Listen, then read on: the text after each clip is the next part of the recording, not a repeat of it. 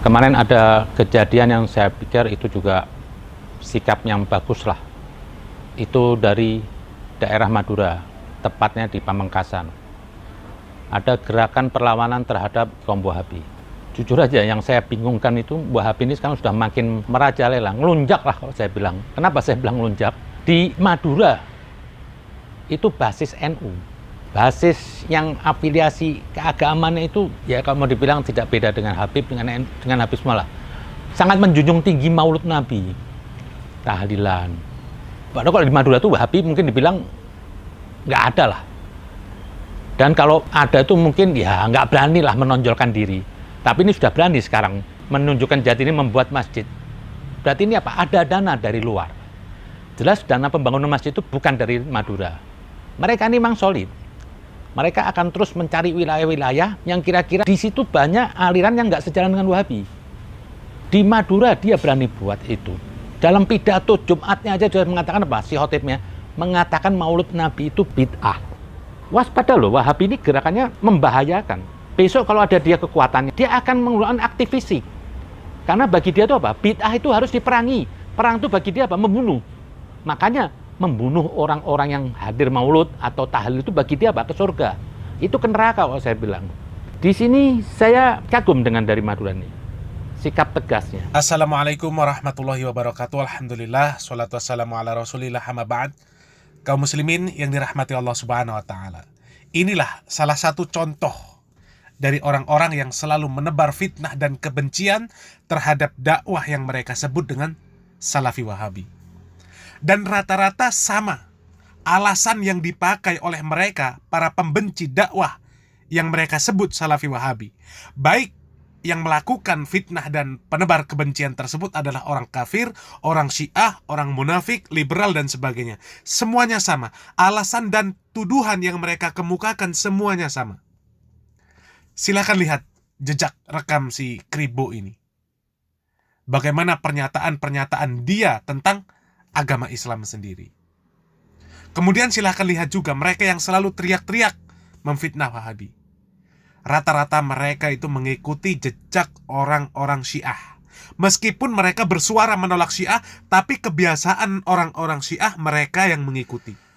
Sebenarnya di dalam memilih guru, mencari ilmu, memilih pendapat ustadz, kiai, ulama, dan sebagainya, itu tidak ada pemaksaan. Baik di dunia nyata maupun di dunia maya. Masing-masing silakan untuk memilih kemana kecondongan terhadap dakwah. Kemana dan kepada siapa mengambil faedah, mengambil ilmu. Dari dulu sudah ada Nahdlatul Ulama, ada Muhammadiyah, ada Persis, ada Al-Irsyad, ada MTA, ada Jamaah Tabligh, dan lain sebagainya. Silakan menyampaikan hujah masing-masing ketika berdakwah.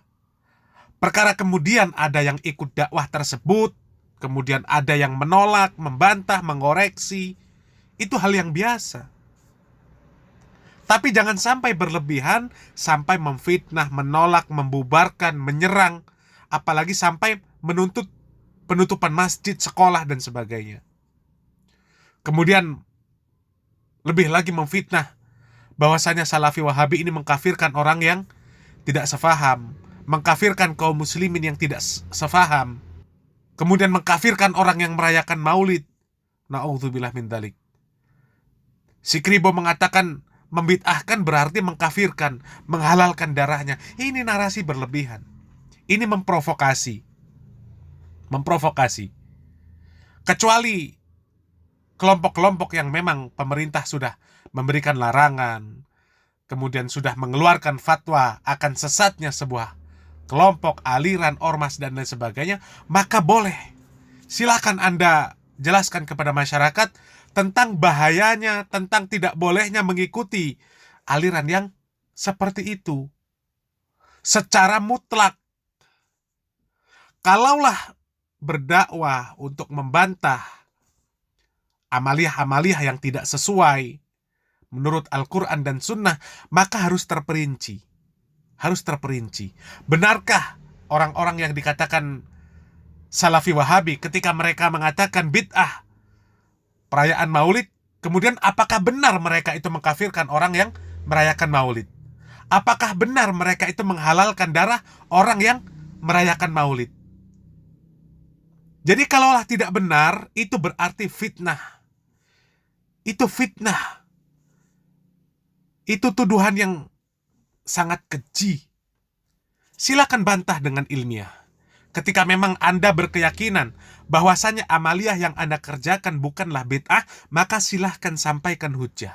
Sampaikan dalil. Ketika yang Anda kerjakan bukanlah kesyirikan, silahkan sampaikan hujjah. Silahkan sampaikan dalil. Sampaikan, Ustadz Fulan berkata bahwasanya maulid itu bid'ah. Padahal maulid bukan bid'ah. Sampaikan dalilnya. Seperti itu. Berkacalah kepada mereka dai-dai yang Anda sebut sebagai Salafi Wahabi. Belajar dari mereka bagaimana berdakwah.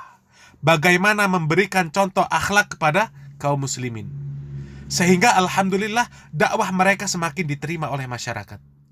Karena mereka di dalam berdakwah yang disampaikan adalah ilmu. Dakwah mereka terbuka luas. Tidak mengkotak-kotakkan kaum muslimin. Tidak mengkotak-kotakkan dengan bendera, ormas, partai, kelompok. Jadi siapapun, dari ormas manapun, dari partai manapun, selama dia berniat untuk menuntut ilmu, maka bebas untuk mengikuti kajian majelis ilmu ustadz-ustadz yang Anda sebut sebagai Salafi Wahabi. Kemudian lihat juga bagaimana mereka menyikapi perselisihan yang terjadi di kaum muslimin. Tidak pernah mereka berlebihan. Setiap menyampaikan peringatan akan sebuah penyimpangan pemahaman, bahaya amaliyah bid'ah, mereka sampaikan Al-Quran, hadis, perkataan ulama. Tidak pernah mereka itu ketika terjadi perselisihan pendapat, terjadi meskipun fitnahan yang luar biasa, tidak pernah mereka itu melakukan gerakan yang penolakan, demo dan sebagainya. Seperti di Lombok, di Cisayung, di Bogor, Masjid Imam Ahmad bin Hambal. Mereka tidak pernah melakukan gerakan-gerakan seperti itu. Memprovokasi kaum muslimin untuk melakukan gerakan, tidak pernah. Mereka menyikapi perbedaan dengan ilmu. Mereka sampaikan hujjah. Mereka adu dalil, bukan adu otot. Bukan adu kekuasaan, bukan adu massa dan sebagainya. Apalagi sampai kemudian ketika berceramah, menyampaikan kajian, menyampaikan ilmu, mengeluarkan perkataan-perkataan yang kasar dan kotor. Nauzubillah min dzalik. Dengan begitu, meskipun banyak perbedaan pendapat, perbedaan pemahaman, akan tetap sejuk di dalam masyarakat, akan tetap sejuk di kalangan kaum muslimin di dalam menyikapi perbedaan pendapat tersebut.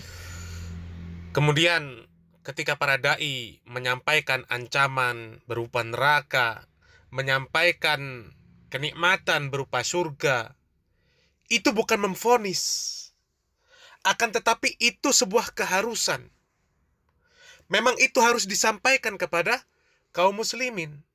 Karena memang para nabi diutus untuk menyampaikan kabar gembira berupa surga bagi orang-orang yang taat kepada Allah Subhanahu wa Ta'ala, dan menyampaikan peringatan akan siksa neraka bagi pelaku maksiat. Dan mereka para dai adalah meneruskan dakwah para nabi alaihimussalatu wassalam. Semoga apa yang kami sampaikan bermanfaat. Barakallahu fikum. Wassalamualaikum warahmatullahi wabarakatuh. Alhamdulillahirabbil alamin wassalatu wassalamu ala asyrafil anbiya'i wal mursalin nabiyyina Muhammadin wa ala alihi wa sahbihi wat tabi'in wa man tabi'ahum bi ihsanin ila yaumiddin. Amma ba'd. Saudara fillah rahimani wa rahimakumullah. Ketika kita mengajarkan atau berusaha mencari yang terbaik dan yang benar, yang sesuai dengan ajaran Nabi SAW dan para sahabatnya, mungkin sebagian orang ada yang bertanya, sepertinya Anda ini merasa diri Anda yang paling benar. Sepertinya Anda menganggap bahwa Anda lah yang memiliki kafling di surga dan yang lainnya di neraka. Apakah benar seperti itu? Ikhwatal iman rahimani wa rahimakumullah. Tidak ada seorang pun dari ulama salaf, dari yang zaman dahulu sekala, dari imam-imam salafiyin, dari generasi sahabat tabi'in, tabi'ut tabi'in, dan sesudahnya sampai yang hidup di masa kita saat ini, yang merasa dirinya bahwa mereka berada di atas hak, dan kemudian yang lainnya batil, kemudian mereka berharap agar mereka semuanya di api neraka, berada di neraka. Tidak ada seorang pun yang seperti ini. Namun meyakini bahwa kebenaran yang hak, yang hakiki adalah kebenaran yang dibawa oleh Nabi Muhammad sallallahu alaihi wasallam dan para sahabatnya, iya, itu benar. Bahwa tidak ada kebenaran kecuali apa yang dibawa oleh Muhammad sallallahu alaihi wasallam dan para sahabatnya radhiyallahu anhum ajma'in. Inilah jalan yang benar, di luar itu adalah batil dan salah. Dan kita semuanya berupaya agar kita melakukan, mempraktekkan Islam, mempelajari dan mengamalkan Islam sebagaimana yang dijalankan oleh Nabi sallallahu alaihi wasallam dan para sahabatnya di dalam akidah dan ibadah. Ini ikhwatul iman rahimani wa rahimakumullah. Dan juga ikhwatul iman rahimani wa rahimakumullah, di antara slogan yang disuarakan, yang disampaikan oleh Syekhul Islam Ibnu Taimiyah rahimahullah, dan itu beliau sampaikan ketika beliau membantah, mengkritisi pemikiran-pemikiran yang menyimpang yang beliau hadapi di masa itu. Syekhul Islam Ibnu Taimiyah dalam salah satu risalahnya yang berjudul Al-Istighatsah atau Ar-Rad 'ala Al-Bakri, beliau rahimahullah menyampaikan bahwa Ahlus Sunnah wal Jamaah a'lamun nasi bil haqq wa arhamuhum bil khalq, bahwa Ahlus Sunnah wal Jamaah Salafiyin adalah mereka yang paling tahu akan kebenaran dan paling sayang terhadap sesama makhluk. Dan upaya kita di dalam menyampaikan kebenaran, di dalam menegur kesalahan, di dalam mengingatkan akan bahaya syirik, akan bahaya bid'ah dan yang lain sebagainya, bukan karena kita menganggap kita yang paling bertauhid dan paling sunnah, yang paling benar, tapi kita berharap agar kita sama-sama selamat dari peringatan Nabi SAW tentang bahaya syirik, peringatan Allah Subhanahu wa taala tentang ancaman dari bagi mereka yang terjerumus ke dalam kesyirikan, ancaman dari mereka yang terjerumus ke dalam bid'ah, yang Nabi SAW bersabda, kullu bid'atin dhalalah wa kullu dhalalatin finnar. Setiap bid'ah itu sesat dan setiap kesesatan itu di neraka. Siapa yang bersabda ini? Nabi Muhammad sallallahu alaihi wasallam, bukan yang lain. Dan kita umat beliau, kita yang mengaku sebagai umat Muhammad sallallahu alaihi wasallam dan mencintai beliau, maka kita akan mengedepankan sabda beliau melebihi apapun. Sebagaimana Allah Subhanahu wa taala tegaskan dalam surat Al-Hujurat ayat 1, ya ayyuhalladzina amanu la tuqaddimu baina yadayillahi wa rasulihi wattaqullaha innallaha sami'un 'alim. Wahai orang-orang yang beriman, jangan pernah kalian mendahulukan apapun melebihi Allah Subhanahu wa taala dan Rasulnya. Maka semua para ulama ahli tafsir, di antara Imam Al-Hafidz Ibnu Katsir rahimahullah, di dalam tafsirnya beliau menyampaikan bahwa di antara yang semestinya dilakukan oleh umat Muhammad sallallahu alaihi wasallam adalah tidak mendahulukan perkataan siapapun, pendapat siapapun, ra'yu siapapun mendahului Allah Subhanahu wa taala, firman Allah dan sabda Rasulullah sallallahu alaihi wasallam. Maka semangat kita di dalam berdakwah, di dalam mengingatkan kesalahan, baik yang terkait tentang perbuatan-perbuatan syirik yang masih dilakukan oleh sebagian kaum muslimin, atau perbuatan-perbuatan bid'ah, bukan dengan semangat untuk mengkafling-kaflingkan mereka di neraka, tapi dalam semangat bahwa kita berharap agar kita ini satu iman, satu kesatuan di dalam iman kepada Allah Subhanahu wa taala. Sebagaimana Nabi sallallahu alaihi wasallam bersabda, la yu'minu ahadukum hatta yuhibba li akhihi ma yuhibbu li nafsihi. Tidak akan benar, tidak akan sempurna iman salah seorang di antara kalian sampai dia mencintai hal-hal yang baik untuk saudaranya sebagaimana dia mencintai hal yang baik itu untuk dirinya.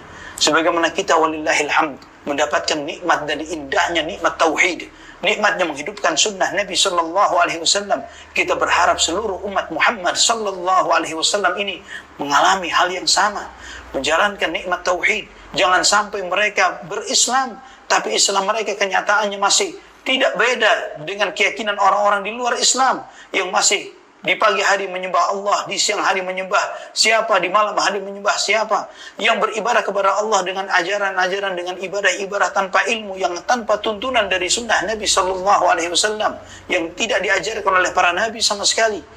Ini adalah yang selalu kita minta di setiap rakaat salat kita. Ihdinas siratal mustaqim, siratal ladzina an'amta 'alaihim ghairil maghdubi 'alaihim waladdallin. Ya Allah, tunjukilah kepada kami jalan yang lurus, jalannya orang-orang yang kau beri nikmat kepada mereka, jalannya Rasulullah SAW, jalannya Abu Bakar, Umar, Uthman, Ali, Khulafaur Rashidin, Muhajirin wal Ansar, bukan jalannya orang yang dimurkai, Al-Yahud, dan bukan jalannya orang-orang Nasrani, orang-orang yang tersesat, yaitu orang-orang Nasara, yang cirinya Yahudi mereka berilmu tapi tidak beramal, cirinya Nasrani mereka beramal tanpa ilmu, cirinya Siratal Mustaqim mereka yang berada di atas ilmu yang bermanfaat dan amal yang saleh. Wallahu ta'ala a'la wa a'lam bishawab.